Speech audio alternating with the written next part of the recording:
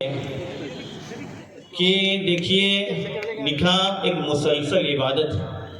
مولانا یعقوب صاحب غالباً کہ تکبیر تحریمہ کہہ لی، نماز شروع کر دی، عبادت میں داخل ہوا، جب سلام پھیر دیا عبادت ختم ہو گئی، اب وہ عبادت میں نہیں ہے۔ لیکن جب اس نے نکاح کر لیا اس کی عبادت شروع ہو گئی، اللہ کے نام کو بیچ میں لا کر کے اس نے اللہ کے کلمے سے آپس میں میاں بیوی کا جوڑا باندھ دیا گیا، اس کی عبادت شروع ہو گئی۔ اب وہ عبادت اس کے لیے مرتے دم تک ہے۔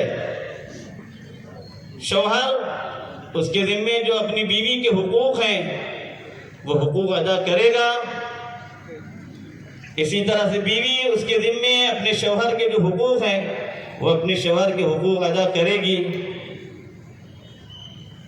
اس کی زندگی جنت کا نمونہ بنے گی، سکون حاصل ہوگا۔ نکاح کے ذریعے جو اصل مقصود ہے کہ دو میاں بیویوں کے درمیان الفت و مودت اور محبت قائم ہو جائے، یہ چیز نکاح کے ذریعے اسی وقت حاصل ہو سکتی ہے جب دونوں میاں بیوی ایک دوسرے کا خیال رکھیں، ایک دوسرے کے حقوق کا پاس و لحاظ رکھیں، ایک دوسرے کے حقوق کو ادا کرنے والے ہیں۔ جہاں جس سے بھی کوتاہی ہو جائے گی پھر وہاں پر ابلیس اپنا کام اپنے کارندوں کے ذریعے کرنا شروع کرے گا۔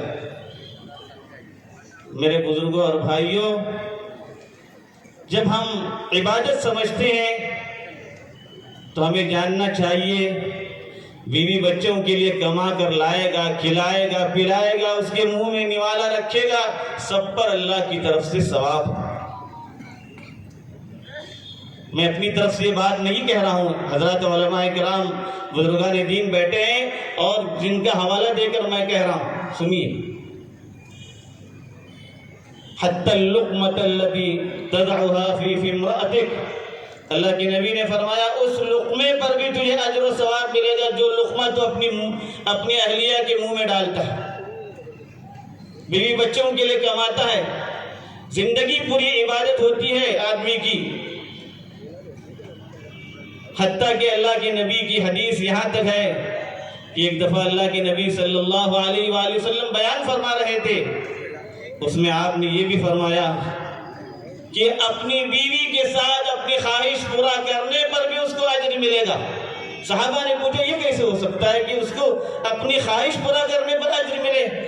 اللہ کے نبی نے سوال کیا، کیا تمہارا خیال ہے کہ اگر یہی کام وہ کسی غلط طریقے سے کرتا، ناجائز طریقے سے کرتا، اس کو گناہ ہونا چاہیے کہ نہیں؟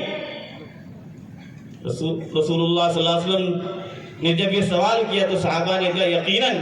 پھر آپ نے فرمایا جب اس نے اس ناجائز طریقے سے ہٹ کر کے جائز اور صحیح طریقے کو، شریعت کے طریقے کو اختیار کر کے اپنی اس خواہش کو اس نے پورا کیا، اس پر اجر ملنا چاہیے کہ نہیں؟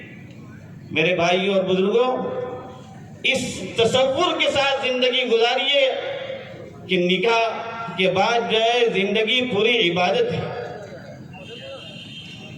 مرد بیوی کا خیال رکھتا ہے، اس کے لیے عبادت ہے، بیوی اپنے شوہر کا خیال رکھتی ہے، عبادت ہے۔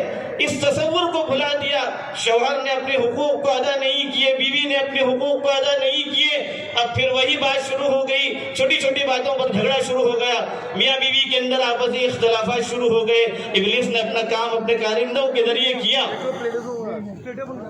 اور پھر نتیجہ وہی طلاق و خلا پہ آ جاتا ہے۔ آج مسلمان معاشرے کے اندر جس قدر